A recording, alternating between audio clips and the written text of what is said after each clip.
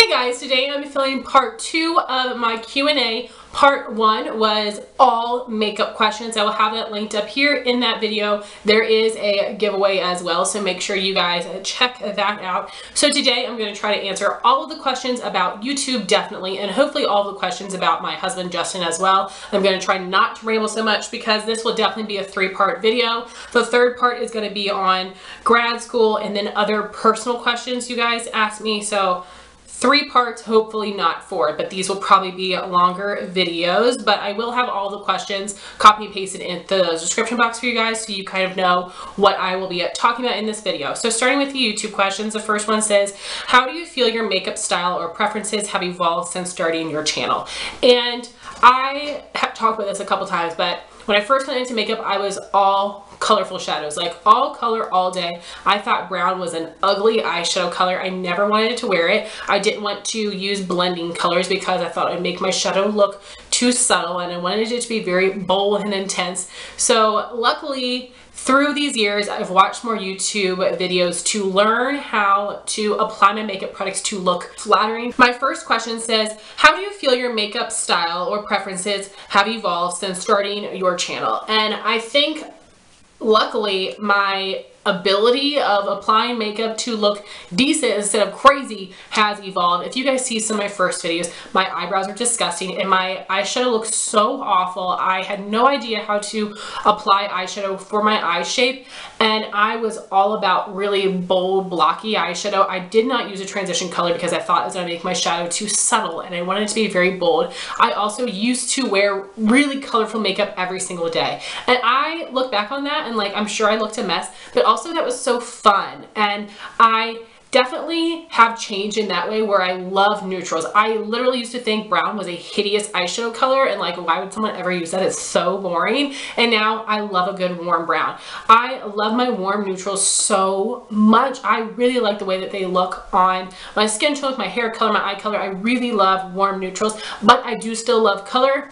And I've learned how to use color a little bit better. Like I've mentioned it, I think in my last video, is that I have always been really tacky where I will like literally one time in college, I mean, it's not one time, I did this all the time, where I would wear like a completely purple eyeshadow look, purple shirt, purple lipstick, purple blush, and a purple scarf. Like literally purple everything except for some jeans, and that is like too much. Too much. So I've learned like, yeah, if I'm wearing like a cool toned purpley eye, maybe I can wear a cool tone light pink cheek and lip, and like, yes, we still have got the same undertone going, but it's not all purple. So I've just learned how to be a little less tacky. I've learned how to apply makeup in a flattering way. So my next question has a couple parts to it. It says, how do you come up with so many video ideas and series? Do you keep a notebook? Do you plan out your videos before you start filming? So I definitely do have a notebook. I have a physical notebook with all of my videos planned out for each month. And then I do also have a note on my phone. The note on my phone I will delete after I upload a video, and on my notebook I will cross it out once I upload the video. And I am someone who gets so much joy from writing things down and crossing things off a list. That brings me so much joy. I don't need to have notes in 2 different places, but I choose to literally because I think it's fun. And it helps me a lot to be organized in my mind. To have things written out some way is very helpful to me. I plan my videos out, like literally I have all of my videos planned for July already, and that's because I'm trying to fit things in because I have so many series. So actually having so many series makes it a lot easier to come up with videos, because once I make my YouTube schedule, basically I know at the very beginning of the month I will have my sample project pan and a seasonal project pan video. Then the second week I'll have my hit or quit it thoughts on hauls. The third week I will have my monthly haul as well as my throwback Thursday, and then the final month will be my monthly favorites, my palette of the month, a makeup basket, and then the last video is some kind of tutorial or challenge or something like that. So I already have those videos that I will have every single month, and then every 3 months I will do a seasonal makeup must-haves as well as an empties video, and every 2 months I do my makeup use-up update as well as my chopping block update. So I have all of these planned out in my mind, so I will put those in first, and then I will basically just fill in the spots with other videos I want to do. And it can be hard sometimes to come up with other videos, but you guys know I really like to do reviews, so I'll try try to do a couple specific individual product reviews and then do some fun videos like tags or other fun things I've seen going around on YouTube. It is really hard to come up with some original ideas. I do not understand how Kelly Gooch, Liv Loves Her Makeup, and Samantha Marsh have so many videos they upload every week. Like, I think Kelly and Samantha both upload 5 times a week, which is insane. And they all have really original video ideas. I'm just really inspired by their creative brains. It's really hard for me to be able to just come up with something. I will see somebody else's video and be like, oh my gosh, I love that. I want to do it too. So I will often do something like that, but it can be hard to come up with video ideas, but it isn't too difficult when you do a lot of reviews because there's always new products coming out to test. And the other part of that question says, what is your most favorite and least favorite part about making YouTube videos? And I did have quite a few people leave me this question. I'll try not to ramble too much and try to sum this up because I could talk about this for hours. One of my favorite parts about YouTube would definitely be all the friends that I've made through YouTube. Jean, Ami, and Amanda all started out as subscribers, and then we turned to real friends. We text each other almost every single day, and it is so much fun, and I really love having them so close to me in my life. And also all of you guys, like having people that care enough about my opinion to subscribe to my channel and watch my videos, and the fact that when I'm asking you guys, let me know your thoughts, let me know if you've tried this, I'm not saying it to say it or to get engagement in the comments. 125% being honest with you. I do ask you guys those questions because I really want to know. And in one of my sample videos, I asked you guys, what the heck is the point of a sheet mask? And so many of you guys left me so much great information, and I really, really appreciate that. And there are so many of you who consistently comment on every video or almost every video, and I get to know more about you, and it feels like I feel closer to you knowing that you really are that consistent with my channel. It makes me feel like, wow, this person actually like gives a hoot about what I have to say, which feels amazing. And I really don't have people in my personal life that are actually into makeup. I have people that wear it, but like just go to the drugstore and pick something up. Not that are really in love with it, or definitely not to the extent that I do. I don't really know a lot of other people that watch YouTube videos either. So it's really cool having this platform for people who get it, who get as excited about new makeup products as I do. I tried telling Justin and my mom, and they try to get excited for me, but they don't really get it like you guys do. So that's an amazing part. I also really just love sharing my opinions with you guys. I am a very, very, very picky, particular person about literally everything, but especially makeup. I'm really particular, especially about lip products, but I actually have a lot of fun filming my reviews because I like to be a lot of detail, to feel like that video is actually helpful. I don't want my videos to just be entertainment. I want them to be helpful in some way. So I really love the ability to be able to share my thoughts on products with other people instead of just keeping the thoughts to myself. And one of my least favorite things about YouTube, it can be really discouraging not to get views. And the thing is, there are so many people making makeup videos. So I'm not surprised that I'm not getting views.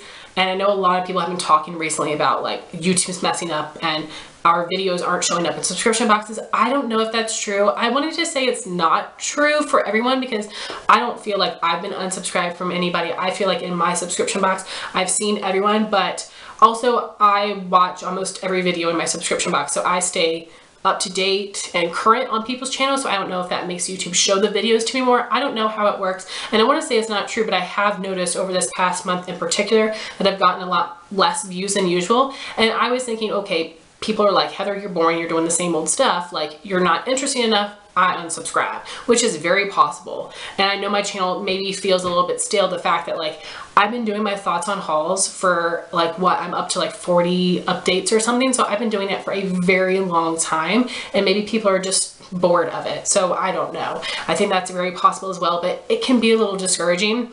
Also, like my ultimate goal is to get 10,000 subscribers. I don't know if it's ever going to happen because my channel has been growing so slow this year, like so slow. So I don't know if it's ever going to happen, but to get 10,000 subscribers and to be accepted into the Octoly program is my absolute goal. And to be accepted in the Octoly, I think I have enough subscribers, but you need to have consistently 1,000 views per video.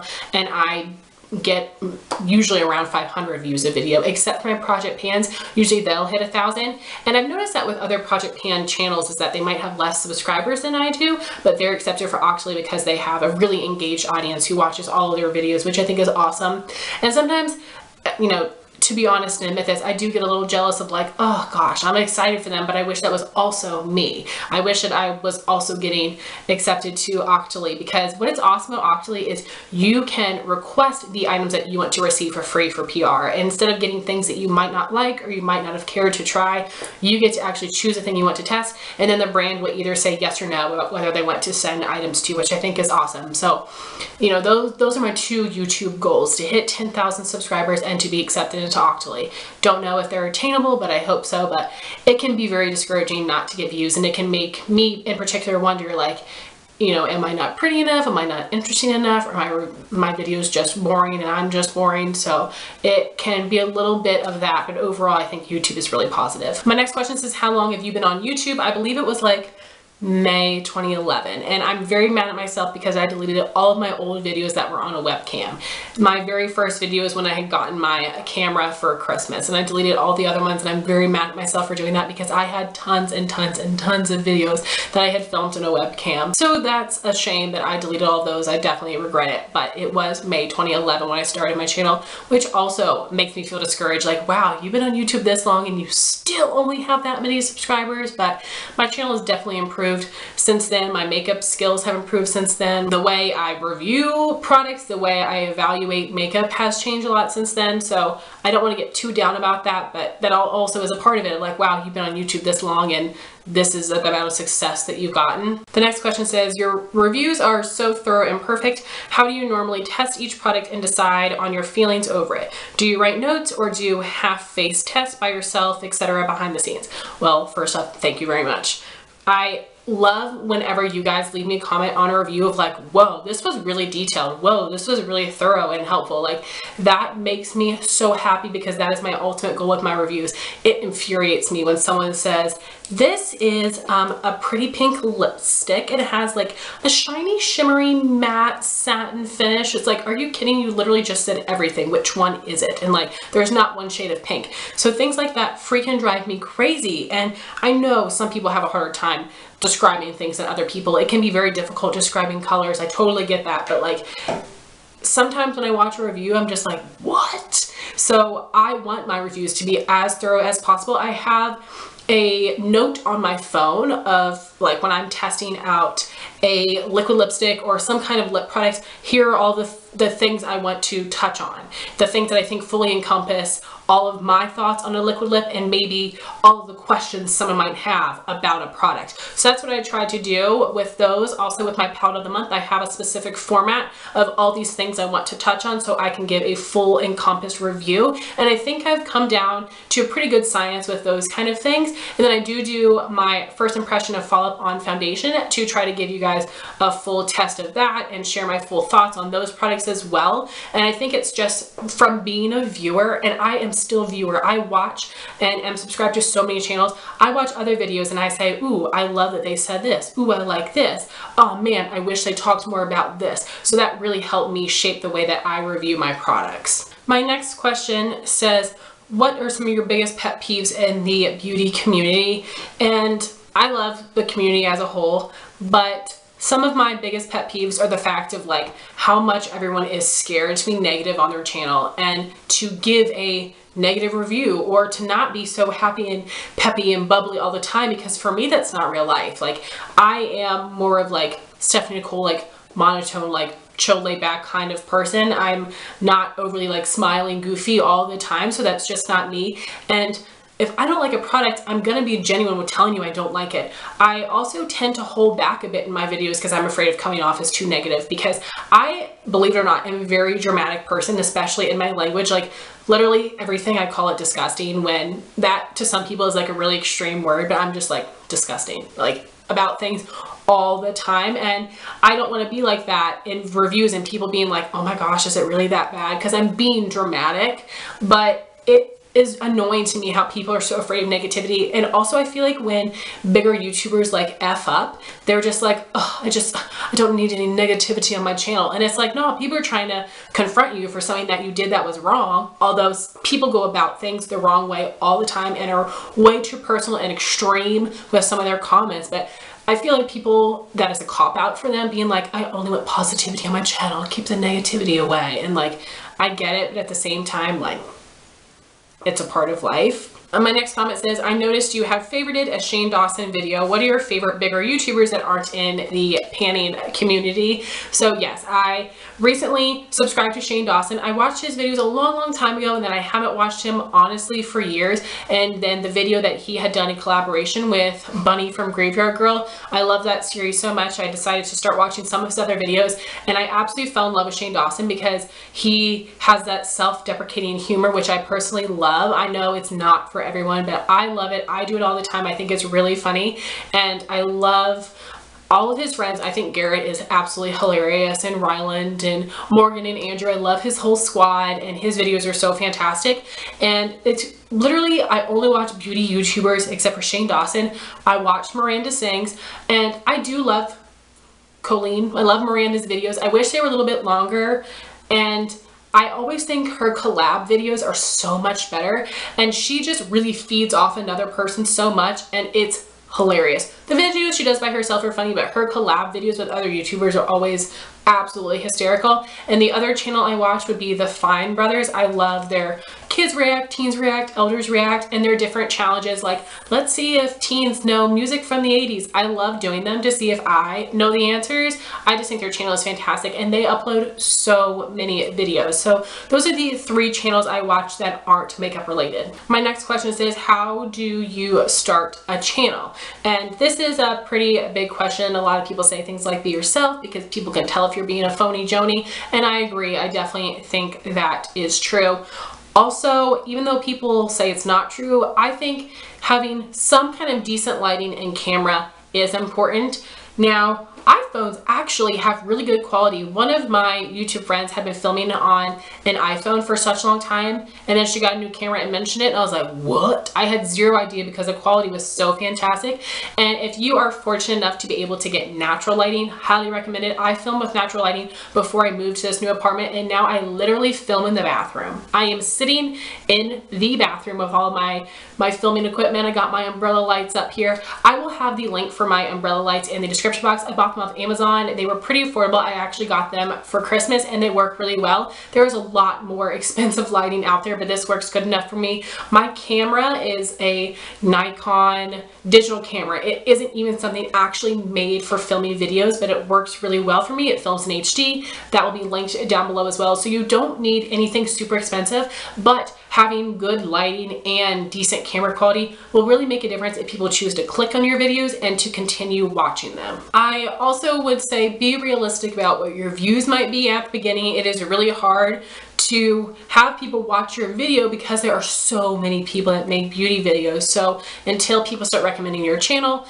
And another way to get views, I don't recommend doing anything clickbait. I've never done that because I find it incredibly frustrating, and it's just not me. But if you review a product as soon as it comes out, you are likely to get views. But for me, I like to test my products for a really long amount of time. So I might review something a couple months after it comes out, and I'm gonna get less views on that video than someone who uploaded it right away. So I am aware of that fact, but I still choose to upload my video later because I want it to be more thorough and helpful instead of a first impression being labeled as a review, which happens a lot. Along with the fact about it's hard to get views at the beginning, I would recommend film videos that you like to watch, or film videos that you want to film. Film videos for you, not for other people, because it is going to take a while to get your video seen. So if at least you're filming a video and you feel good about it, like this is a good product you're putting out there, then you can feel good about it even though you might not be getting the views right away.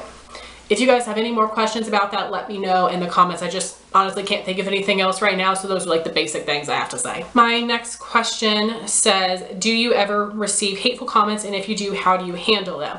I only do occasionally, and that is one of the good things about not having a big channel is I don't get a ton of hate. Occasionally I'll get a comment on a video from like 4 years ago, like, your eyebrows are disgusting. I'm like, yes, I agree with you, I know. Why don't you check out the video I posted yesterday to see how much better they look now? So sometimes that can be annoying where I'm like, you'll literally see this was uploaded in like 2013, right? Like maybe try a video that was uploaded sometime this year and then leave me a comment and tell me what you have to think.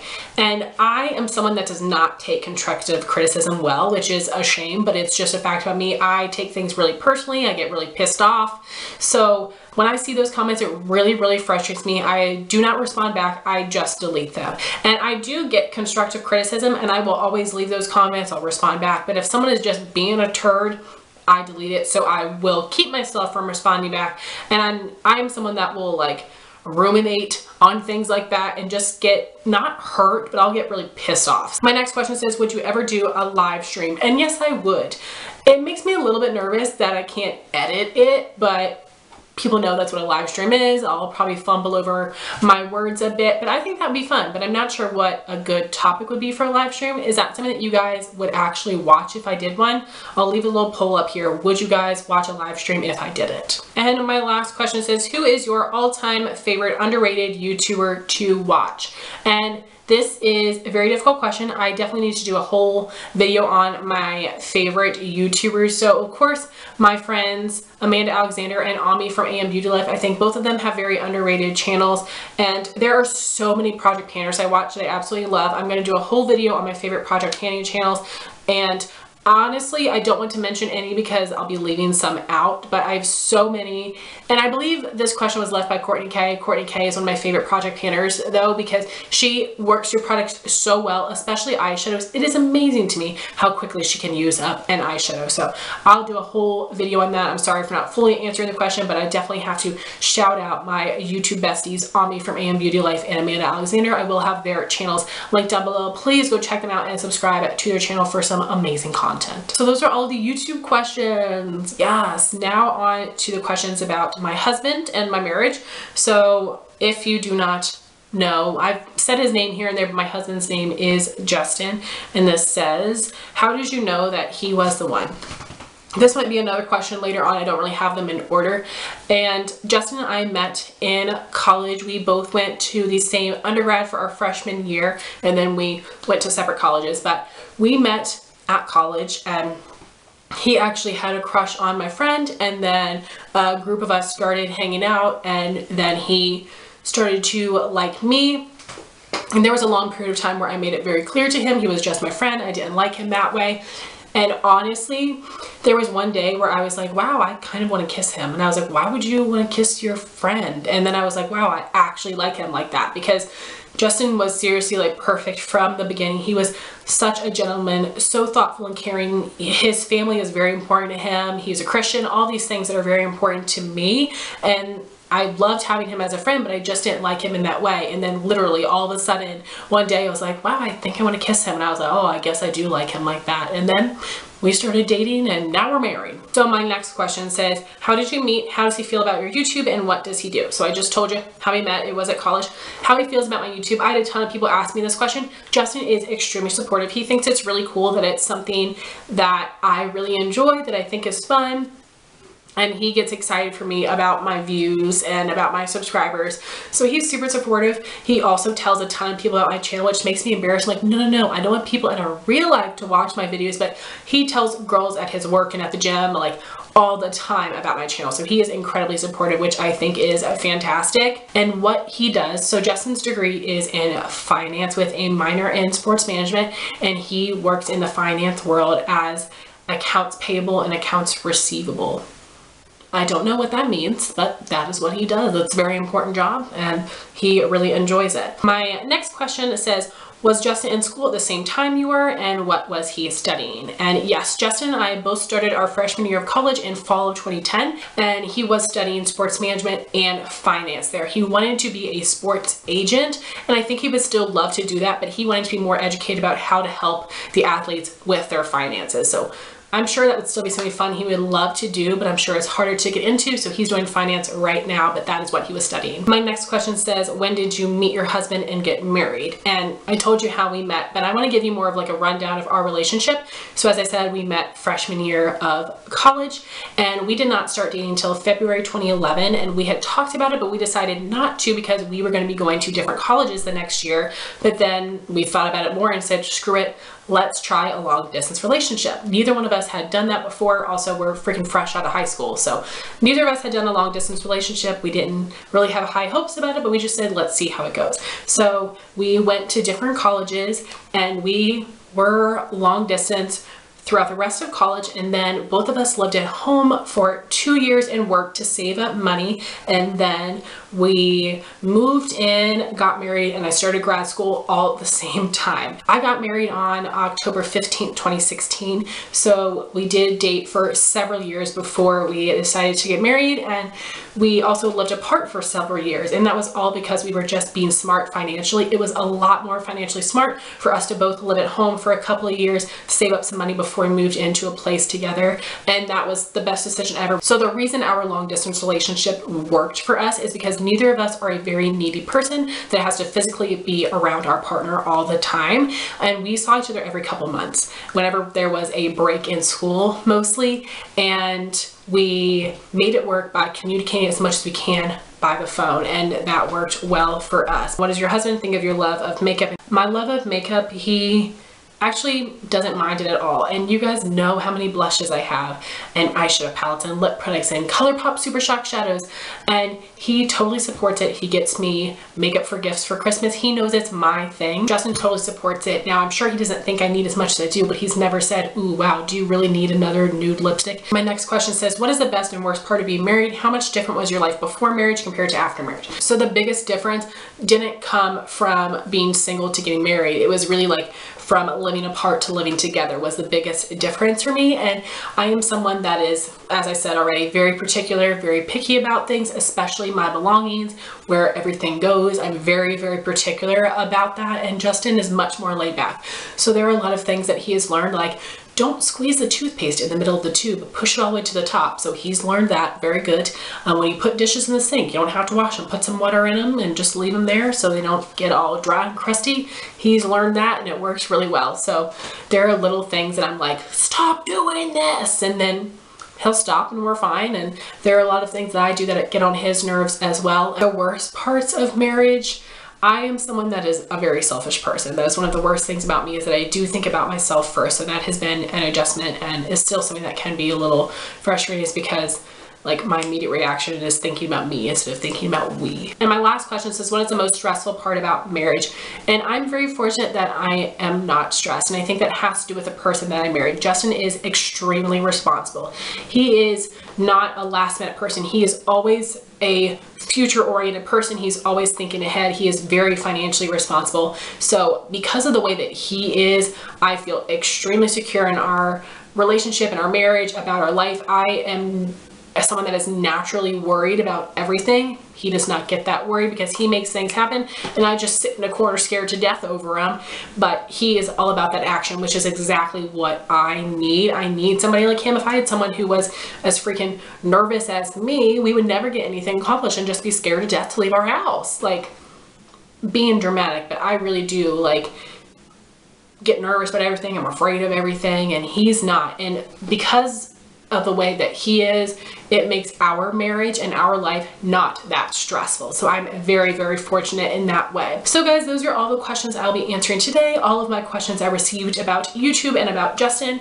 So thank you all so much for watching this video. Thank you for everybody that submitted a question, and make sure you check out the first part of this Q&A to enter my giveaway. So thank you guys so much for watching this video. Please like, comment, and subscribe, and I'll talk to you soon. Bye guys.